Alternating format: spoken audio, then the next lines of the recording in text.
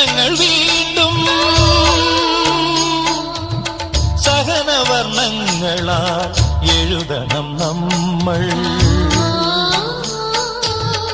വർഷം കൊണ്ടും വസന്തം കൊണ്ടും വർഷം കൊണ്ടും വസന്തം കൊണ്ടും വേനലിൽ പാപം കഴുകുന്നു കാലം. ആ പരബ്രഹ്മമാം കാലം ഹൃദയം കൊണ്ടെഴുതുന്ന കവിത പ്രണയാമൃതം അതിൻ ഭാഷ. അർത്ഥം അനർത്ഥമാ കാണാതിരുന്ന അക്ഷരത്തെ